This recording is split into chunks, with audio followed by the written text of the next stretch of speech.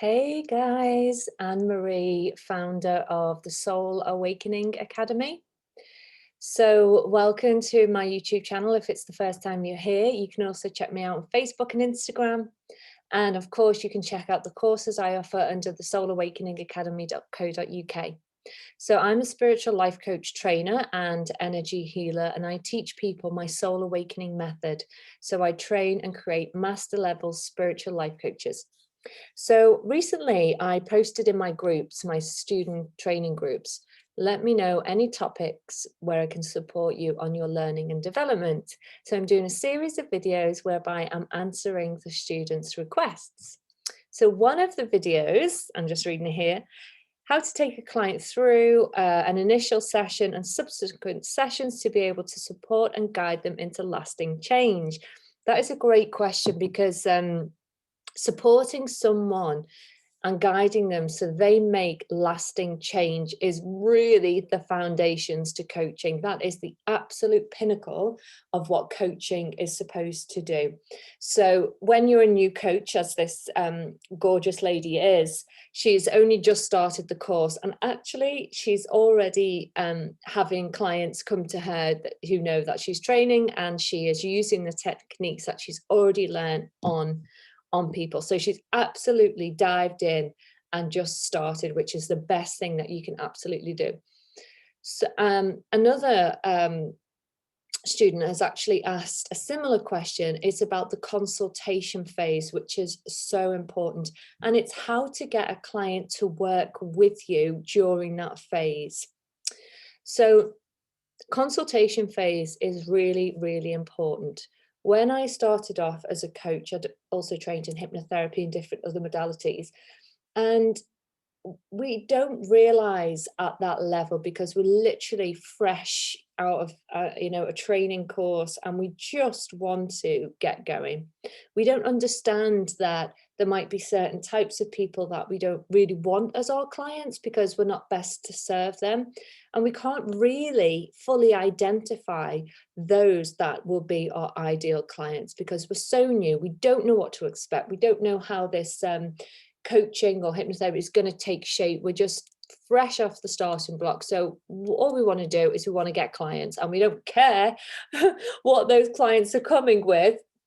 Obviously, this is not talking about somebody who needs trauma therapy or psychotherapy or depression or anything like that.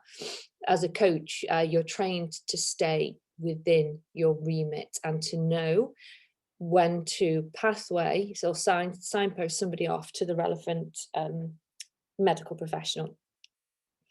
So that being said, how to work with a client and support them to make lasting change. The consultation phase is absolutely key. So I used to do telephone consultations. Now I would do that over Zoom or Skype, but this was several years ago. So a consultation phase, however you choose to do that, is the first point of call where you need to identify if this client is right for you to work with. And you're going to be looking for a number of factors. Do they fit the area that you feel you are going to become an expert in?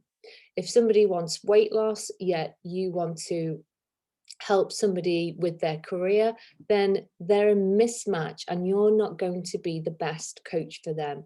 So with the client in mind, you have to ask yourself, how are you going to show up and serve this client in the highest way? Is it really you, or is there somebody else you could refer them on to that you know is an expert and that's their niche area? So identifying your ideal client and being okay with saying, no, I don't think I'm the right coach for you. I knew straight away that I was not going to be a career coach, that I didn't really want to coach someone around stopping smoking or weight loss or anything like that. So if I ever got calls from those clients looking for that service, and I would just politely say, I'm really not the best coach for you, but go and have a look at this directory and I'm sure you'll be able to find someone there. And sometimes I'd say, if you do find someone and you want me to have a look at their profile, let me know. So, it's in the nicest possible way, but I'm not going to be the best person to coach you around this issue. Then if you do decide to work with somebody, you've had the call, they tell you what you want, what you're looking for is where they are on their motivational scale. How motivated are they to make the changes in their life? First of all, what do they want to change? Why have they contacted you? What do they want from coaching? If you could help them transform their life or any area of their life, what area would they like to see transformed and why? Get them to do all the hard work. You know, this is not about you extracting blood from a stone. They have to come to you with something that you can help them work through.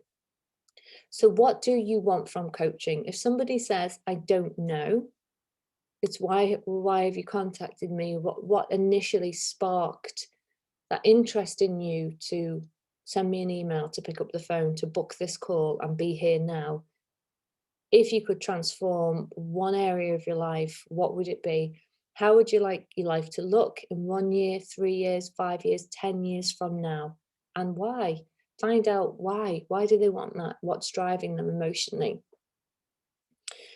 Then you want to identify, again, their motivation. You know, are they really going to be committed to your weekly, bi-weekly, or monthly coaching sessions? And when they come to the sessions, how are they going to show up and present themselves? So remember, it's not just about you doing the work.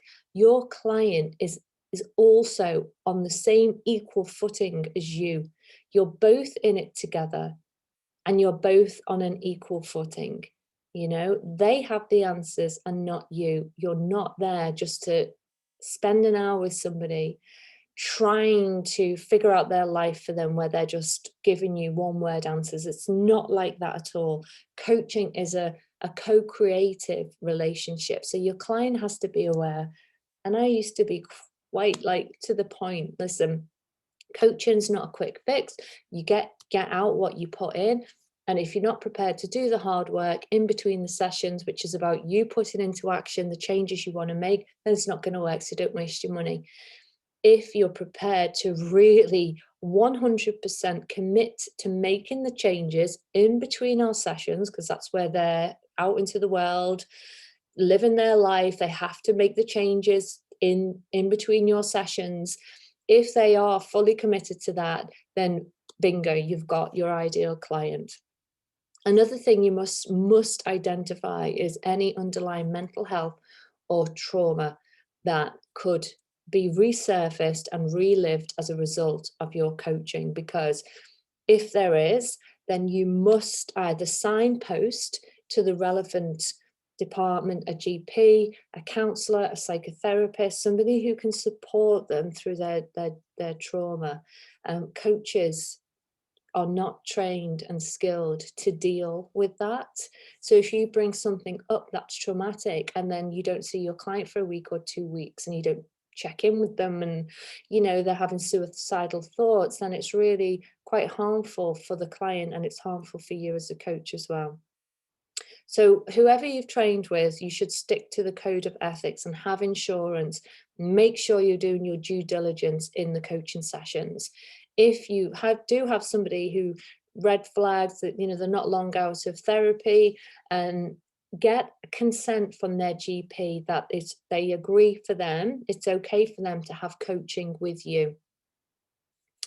So how to work with them to create long-lasting change? Well, you know, it's a process that they have to be fully committed to. So long-lasting change is something that they are responsible for the rest of their life. You can initiate the transformation, but they have to follow it through.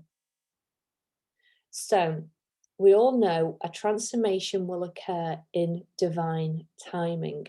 So if that client comes to you and you know they're 100% committed to change, they know what they want, and they're going to do the stuff in between the sessions, and you've already got a really ready, primed client who just needs that person, that guide who can help them change perspective on their life, maybe let go of some fears, limiting beliefs, things that are holding them back, and see themselves in the world in a completely different way to the way that they're currently thinking about themselves and life.